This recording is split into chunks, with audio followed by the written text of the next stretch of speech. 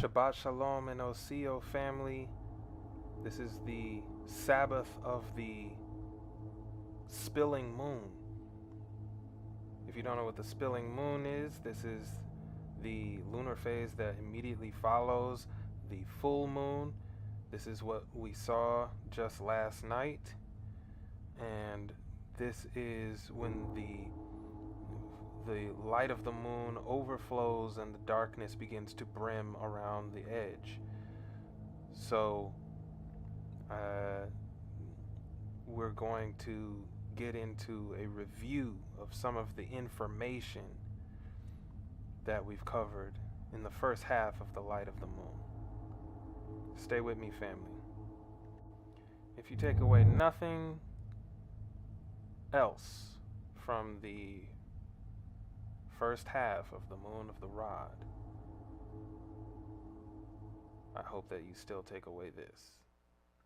We know you got an opinion about this kind of content. Click the link in the description and go to the Patreon page for the Unehia movement. Members get to post links to their YouTube shorts, and we'll feature them in an upcoming video.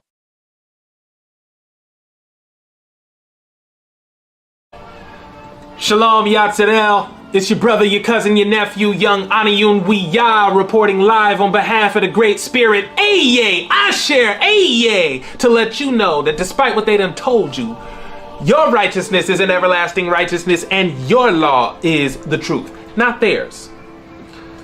But in this particular video, don't be offended by this question. I'm a journalist, I ask offensive questions. They call you black, right? They call you African American, right? But within the last few years, you've just figured out that you're actually indigenous to this land and not from Africa, right? My question is, what's changed? How has this knowledge changed anything for you? So some of y'all basically say that the significance of this discovery you've made is that they, the white man, have been lying to you all this time about who you are for all these years, because they're hiding the truth from you. They're hiding the truth from you. Which lie are you talking about? And what did it hide? Don't get offended. Don't get offended. I'm genuinely asking. I'm just trying to make sure we're all on the same page of about what we're talking about. Were they hiding the fact that you're Aboriginal to hide the fact that they oppressed you? No. Their oppression of you is mainstream information now. So this doesn't change that. They're your oppressor either way, whether you came from Africa or you came from here, right? So they admit they oppressed you. Are they trying to get you to see yourself as a slave? You were a slave. You prefer the term indentured servant, right? Just to make sure, you prefer the term indentured servant. Indentured servitude is a type of agreement that they didn't honor, though. So you ended up still being a slave. You prefer the term sharecropper. That's another agreement they didn't honor. So you ended up being a slave because after all your hard work, you reaped none of the benefits. Were they hiding the fact that you're Aboriginal to hide the fact that they owe you all this land? Huh? The narrative they already gave you included the 40 acres and a mule that they owe you. So how's this different? They already owed you land in the other narrative, and the new narrative you found is more of the same. It changes nothing. Of course, I mean, they owe you. Obviously, they owe you land. Whether you from Africa or you from here, they was gonna owe you land either way. Whether so I guess what I'm asking, which white lie are we talking about? The idea of you being African? Who opted to call us African American? We did. Particularly in the 80s, you demanded to be called African American, and it became politically incorrect to call you anything else. Did they teach you that you were from Africa? Public schools were segregated such that you were teaching yourself in school until 1954. Indian boarding schools aside. And that's when all that changed, because the Supreme Court came with that decision on Brown v. Board of Education. In fact, white colleges wouldn't hire black professors, but we were pumping out people with master's degrees and PhDs. Where did all those overqualified black professors go?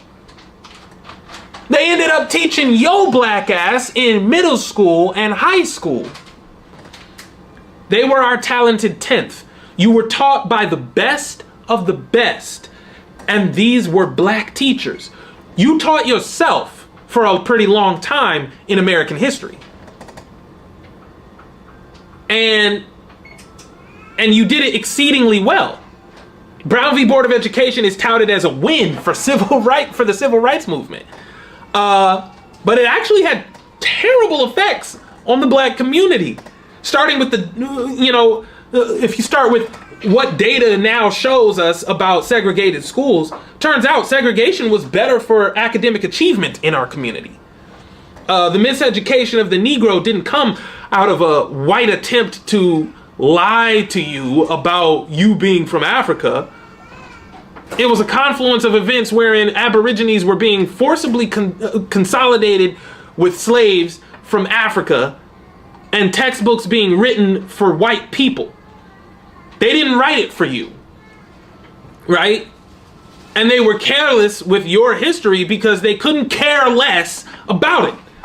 It wasn't an intentional lie. It was a careless lie of omission to a bunch of black people, most of whom were from here, while the smaller portion of whom was from Africa. The white children they were teaching included white people who were claiming Native American heritage, though. So they didn't write about Native American slavery much in these textbooks. Slavery as a topic was underexplored in general, and when they did talk about it, they focused on the African part. Everything you're finding out now about who you really are is information that's publicly available. You're finding out the truth specifically because of how not hidden it is. What makes it difficult to find is not because they tried to hide it. It's just that other atrocities they committed inadvertently obscured the truth. They're not afraid of you today. Let's be clear about that. They don't fear you learning that you're Aboriginal. That's not a threat to their agenda at all. Many of you argue that the voting process is staged and not real, but you also argue that they manipulate you into voting for certain candidates. If it's staged, they don't need to manipulate your vote. They can simply claim any number of you voted for anyone. None of this has anything to do with manipulating the consolidation of the black vote in favor of Democrats. It's got nothing to do with that. One more question. Now that you know you're Aboriginal, right? What's different spiritually? That's what my channel deals with. How come everyone on YouTube talking about blacks being indigenous to this land always segue to some form of spiritualism that doesn't relate to the beliefs of their newfound ancestors? What's up with that? They talk about how we're supposed to be one with nature, but then they talk about how we're creator gods, 9 ether beings who need to channel our chakras for greatness by living on the right frequency where we can manifest the reality we want to attract. Nigga, that loaded ass statement covered the unseen book of Thoth, the Hermetic principles, Hinduism, Buddhism, and law of attraction with a hint of the Bible. That makes you a Greco-Egyptian, Sino-Indian postmodernist, and by Indian, I mean East Indian, the actual Indians. None of that has anything to do with your ancestors. You're not the Indian of Hindustan. You're not Chinese or Thai. You're not Greek. The closest of all of them to what you are is Egyptian, but you're not even actually Egyptian. Start studying the customs and beliefs of your tribe. Then compare them to the people who wrote the Tanakh. You don't want to touch the Bible because you think the white man gave it to you. Did he though? Did he give you the Bible? How? Did he write it and then give it to you? I'm just trying to make sure we're all clear on what happened or what we think happened. The authors of the Tanakh describe themselves as dark and specifically red. So the white man definitely didn't write it. The authors of the Tanakh view whiteness of the flesh as a curse. Did you know that? The white man didn't write that. The white man took a series of letters written back and forth between white men in Rome, stapled them together, and stacked them on top of the Tanakh. They called the Tanakh the Old Testament, and they called that stack of letters the New Testament. The correspondence between the correspondence of white men, known as the New Testament, it has no relationship with the Tanakh. There's centuries between the two, and they have opposite sets of authors. What the white man gave you was the New Testament, but before that, you gave him the Tanakh. Your kinfolk did that. Your kinfolk did that. It's called the Septuagint. They didn't actually write the Septuagint. You wrote it. You translated your own scrolls, which at that time were in abundance and all over the place. It was easy for you to do. Your people, your own people. Actually, those of you who live in America, many of you were already here. You had been in America already, in what we call America now, Ancestral. You had already been in America, Turtle Island, for hundreds of years by the time this happened.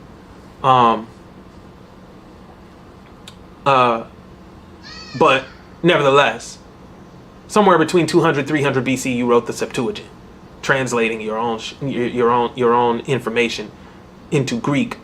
And that's what allowed the white man access to your information. That's how the white man got the Bible, because you gave it to him in the form of the Septuagint. And you translated that. This is why Malachi never called it the Bible. The Bible is a combination of our historic record with the Roman mythology born out of a Greco-Egyptian cult. Malachi called our historic record the Book of Remembrance because he and the other seers of his day, we called our prophets seers, our seers prophesied that we would forget ourselves until the end of days. The end of days is not the end of the world. It's the end of the white man's world. Our indigenous prophets told us the exact same thing right here on this land. Smohala of the Wanafam gave the exact same prophecy. Nicholas Black Elk also prophesied it for the Oglala clan of the Lakota Nation. Other seers among us on this side of the world spoke these things for the Lenape and the Shawnee without any influence from the Bible.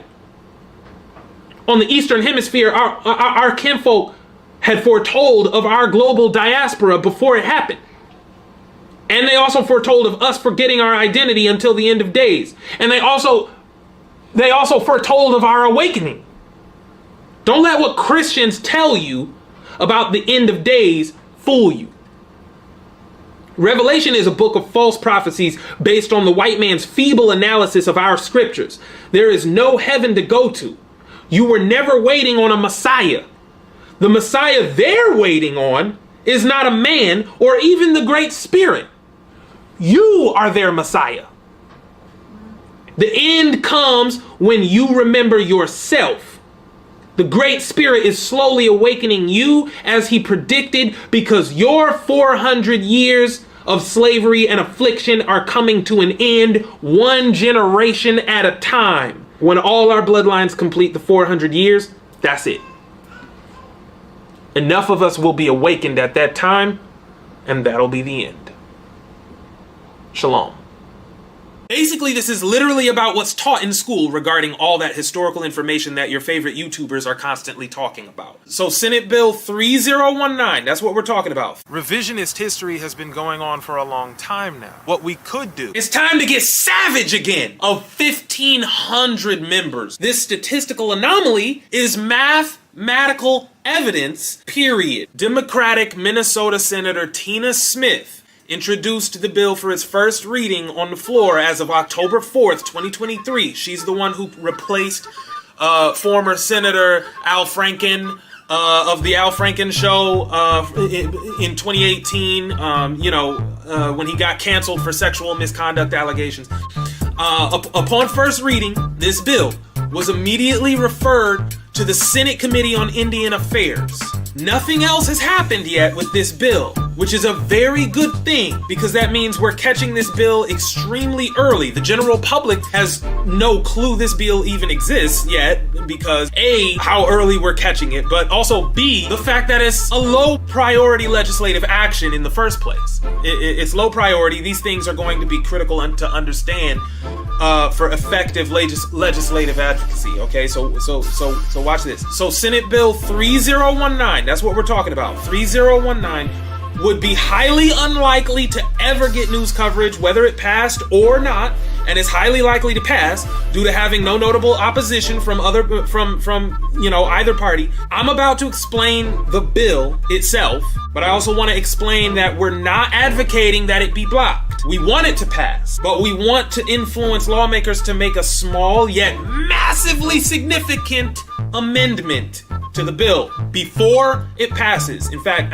preferably, for us to have an ideal shot at success, we need to accomplish that before it can get scored by the Congressional Budget Office. Senate Bill 3019 updates what the National Museum of the American Indian is obligated to do and provide for the sake of educating grades K through 12 on the histories of Native American nations and their cultures. Why does it matter what the National Museum of the American Indian does? It matters for three key reasons. Firstly, the National Museum of the American Indian produces the base curriculum for teaching Native American histories and cultures in public education nationwide. That base curriculum, as it's called, is literally a federally mandated common core, if you will, for what to teach in public schools about Native histories and cultures. And the director of the National Museum of the American Indian is actually in charge of overseeing the development and provision of that base curriculum. If you haven't seen your kids having to deal with this yet, I'll explain why in a minute. The second reason why this is so critical is because a lot of the research being conducted for the study of Native American histories and cultures is provided one way or another by the National Museum of the American Indian. Study programs at various universities and think tanks are currently conducting all that research with a bias against you that leads to excluding not just the Negro contribution, but more importantly, the Negro origin of Native histories from the traditionally accepted narrative. So they're excluding Negro everything from the mainstream narrative when they do their research, because the body of data and information and resources that the National Museum of the American Indian has informs all that research a certain way, in an exclusive way. So in other words, to sum up my last 2 points, basically this is literally about what's taught in school regarding all that historical information that your favorite YouTubers are constantly talking about. Remember, the mainstream consensus about black people in the United States and Canada who are neither immigrants nor descendants of immigrants is that we're Africans. That gets taught in school today and has been taught in school for many, many generations for obvious reasons. The purpose of Senate Bill 3019 is actually just to update the obligations of the National Museum of the American Indian. They should not be able to update those obligations without adding the requisite obligation to acknowledge who we are. I'm going to address the third reason why it matters what the National Museum of the American Indian does in a minute. But first, if you appreciate the vibe of the video, you gotta give us a thumbs up and subscribe to the channel. We post content almost daily, and we do our best to make it high quality. Historically speaking, two societal institutions were leveraged against us to cause the erasure of Negro identity. All right? Two societal institutions are most responsible for the erasure of Negro identity: marriage and education. I'll go into more detail on all of this in future videos, especially marriage, but the point is, we were educated out of our identity. Some slaves were good workers and very obedient. Many took pride in what they did and loved their cabins and the plantation as if they actually owned them. Others were lazy, disobedient, and sometimes vicious. I wonder what kind of slave I would have been. I wonder if I would have been one of those lazy slaves who just were not willing to work for nothing, or disobedient because I just didn't want to be a slave. We were taught to hate dark complexion, too. We were taught that darkness is synonymous with evil. We were taught to disavow Unelanuchi or Wakantanka and embrace God instead, and his son, Jesus, instead. Most pertinently, I don't want to say most importantly, but most pertinently, we were taught that we were brought here from Africa, and we were threatened against identifying as American Indians. In fact, during slavery and early abolition, we were denied any education at all. We eventually embraced African identity in a vain attempt to escape all the stigma attached to our Black Indian identity. Mind you, Native Americans were calling us African. Over time, we began to believe the lie. Native Americans are actually our mixed descendants with Europeans. And because they've been mixing with whites for so many generations, they no longer resemble the original phenotype. They also endured so-called Indian boarding schools, for which their children were often kidnapped and forcibly educated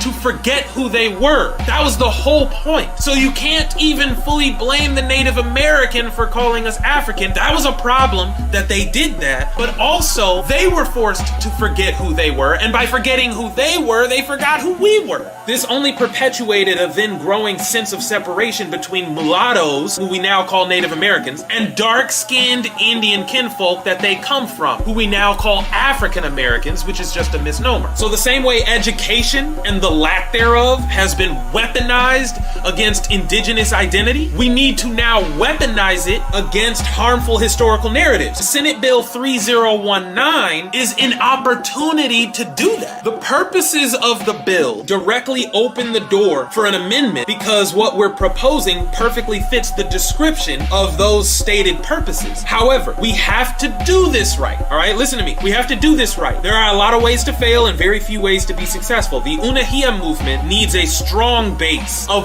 1,500 members, all of whom should be U.S. citizens who signed the petition on the page I mentioned earlier. Once again, here's the QR code for that, and the link to it is in the description box below too. They also need people to volunteer for several things. For example, they need someone willing to be interviewed about basically about being ostracized by friends and family for identifying as Indian, which is probably all of you. They need people to interview about the harm done by misinformation from 23andMe and Ancestry.com's genetic arm. They need full service web development for all the information that's going to be presented to Senator Tina Smith and others, as well as the representatives of the states to which this bill applies. We don't do pamphlets anymore, and we don't do letters in 2023, 2024. You got to make an entire informational website for a lawmaker's staff to look through. If they call you an African American, but you know you're indigenous because you've done your genealogical research, join the movement.